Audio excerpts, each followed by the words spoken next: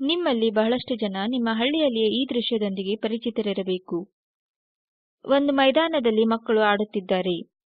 ಚೆಂಡಿನ ಬೆನ್ನಟ್ಟಿರುವ ಈ ಹುಡುಗನನ್ನು ನೋಡಿ. ಅವನು ಸಮೀಪದಲ್ಲಿರುವ ಪೊದೆಗಳಿರುವ ಪ್ರದೇಶವನ್ನು ಪ್ರವೇಶಿಸುತ್ತಾನೆ.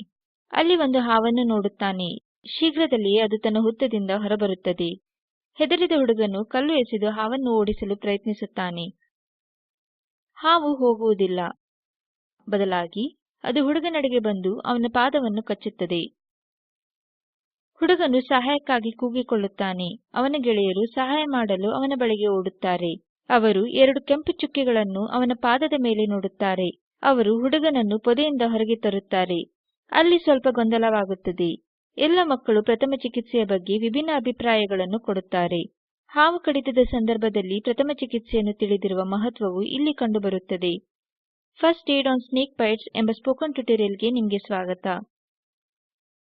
ಈ ಟ್ಯುಟೋರಿಯಲ್ನಲ್ಲಿ ನಾವು ಪ್ರಥಮ ಚಿಕಿತ್ಸೆಯು ಎಷ್ಟು ಮುಖ್ಯವಾಗಿದೆ ಮತ್ತು ಹಾವು ಕಡಿತದ ಸಂದರ್ಭದಲ್ಲಿ ಸರಿಯಾದ ಪ್ರಥಮ ಚಿಕಿತ್ಸೆಯನ್ನು ಹೇಗೆ ಕೊಡುವುದು ಇವುಗಳನ್ನು ನೋಡುತ್ತೇವೆ. ಪ್ರಥಮ ಚಿಕಿತ್ಸೆಯ ಸಲಹೆ ಸೂಚನೆಗಳನ್ನು ನೋಡುವ ಮುನ್ನ ಹುಡುಗರು ತಮ್ಮ ಗೆಳೆಯನನ್ನು ಉಳಿಸಲು ಏನು ಮಾಡಿದರು ಎಂಬುದನ್ನು ನಾವು ನೋಡುವೆವು. ಅವರು ಹುಡುಗನನ್ನು ಕೆಳಗೆ ಮಲಗಿಸಿದರು. ತದನಂತರ ಅವನನ್ನು ಆಸ್ಪತ್ರೆಗೆ ಸಾಗಿಸಲು ಅವರು ಹಿರಿಯರ ಸಹಾಯವನ್ನು ಪಡೆದರು. ಆಮೇಲೆ ಅವರು ಗಾಯದ ಮೇಲ್ಭಾಗದಲ್ಲಿ ಒಂದು ಬಟ್ಟೆಯನ್ನು ಕಟ್ಟಿದರು. ಅದು ಸರಿಯಾದ ಪ್ರಥಮ ಚಿಕಿತ್ಸೆ ಆಗಿತ್ತೇ? ಹೌದು, ಒಂದು ರೀತಿಯಲ್ಲಿ ಇದು ಸರಿಯಾಗಿದೆ. ಈ ಸಂದರ್ಭದಲ್ಲಿ ಆಸ್ಪತ್ರೆಯು ದೂರವಿರಲಿಲ್ಲ. ಹೀಗಾಗಿ ಹುಡುಗನಿಗೆ ಸರಿಯಾದ ಸಮಯದಲ್ಲಿ ವೈದ್ಯಕೀಯ ಸಹಾಯ ಸಿಕ್ಕಿತು. ಹಾವು ಕಡಿತದ ಸಂದರ್ಭದಲ್ಲಿ ಪ್ರಥಮ ಚಿಕಿತ್ಸೆಯನ್ನು ಕೊಡುವ ಸರಿಯಾದ ರೀತಿಯು ಹೀಗಿದೆ. ವ್ಯಕ್ತಿಯನ್ನು ಸಮತಟ್ಟಾದ ಜಾಗದಲ್ಲಿ ಮಲಗಿಸಿ. ಹಾವು ಕಡಿದ ಜಾಗದಲ್ಲಿ ಒಂದು ಬಟ್ಟೆಯನ್ನು ಸುತ್ತಿ.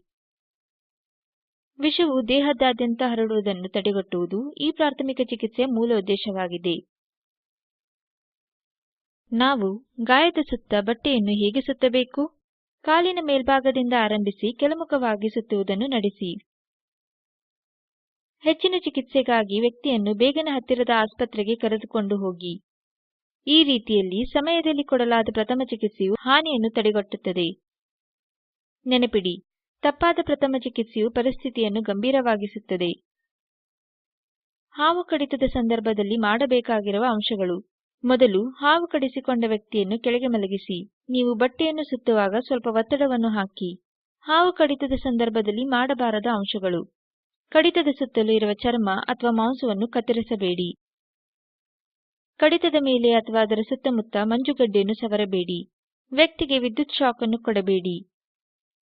ಕಡಿತದಿಂದ ರಕ್ತವನ್ನು ಅಥವಾ ವಿಷವನ್ನು ಹೀರಲು ಪ್ರಯತ್ನಿಸಬೇಡಿ ಮತ್ತು ಬಟ್ಟೆಯನ್ನು ಬಹಳ ಬಿಗಿಯಾಗಿ ಕಟ್ಟಬೇಡಿ. ಇದು ಗ್ಯಾಂಗ್ರೀನ್ಗೆ ಕಾರಣವಾಗಬಹುದು. ಈ ವಿಡಿಯೋ ಸ್ಪೋಕನ್ ಟ್ಯುಟೋರಿಯಲ್ ಪ್ರಾಜೆಕ್ಟ್ನಿಂದ ಪ್ರೇರಿತವಾದ ಬ್ರಿಡ್ಜ್ ದ ಡಿಜಿಟಲ್ ಡಿವೈಡ್ನ ಭಾಗವಾಗಿದೆ. ಸ್ಪೋಕನ್ ಟ್ಯುಟೋರಿಯಲ್ ಪ್ರಕಲ್ಪದ ಬಗ್ಗೆ ಹೆಚ್ಚಿನ ಮಾಹಿತಿಗಾಗಿ ಈ ಕೆಳಗಿನ ಲಿಂಕಿನಲ್ಲಿ ಲಭ್ಯವಿರುವ ವಿಡಿಯೋವನ್ನು ವೀಕ್ಷಿಸಿ. ಇದು ಸ್ಪೋಕನ್ ಟ್ಯುಟೋರಿಯಲ್ ಪ್ರಕಲ್ಪದ ಸಾರಾಂಶವಾಗಿದೆ. ನಿಮಗೆ ಒಳ್ಳೆಯ ಬ್ಯಾಂಡ್ವಿಡ್ತ್ ಸಿಗದಿದ್ದರೆ ನೀವು ಇದನ್ನು ಡೌನ್ಲೋಡ್ ಮಾಡಿ ನೋಡಬಹುದು. ಸ್ಪೋಕನ್ ಟ್ಯುಟೋರಿಯಲ್ ಪ್ರಕಲ್ಪದ ತಂಡವು ಸ್ಪೋಕನ್ ಟ್ಯುಟೋರಿಯಲ್ಗಳನ್ನು ಬಳಸಿ ಕಾರ್ಯಶಾಲೆಗಳನ್ನು ನಡೆಸುತ್ತದೆ. ಆನ್ಲೈನ್ ಪರೀಕ್ಷೆಯಲ್ಲಿ ಉತ್ತೀರ್ಣರಾದವರಿಗೆ ಪ್ರಮಾಣಪತ್ರವನ್ನು ಕೊಡುತ್ತದೆ. ಹೆಚ್ಚಿನ ಮಾಹಿತಿಗಾಗಿ ದಯವಿಟ್ಟು ಈ ಲಿಂಕ್ಗೆ ಬರೆಯಿರಿ. contact@spoken-tutorial.org. ಸ್ಪೋಕನ್ ಟ್ಯುಟೋರಿಯಲ್ ಪ್ರಕಲ್ಪವು ಟಾಕ್ ಟು ಟೀಚರ್ ಪ್ರಕಲ್ಪದ ಒಂದು ಭಾಗವಾಗಿದೆ.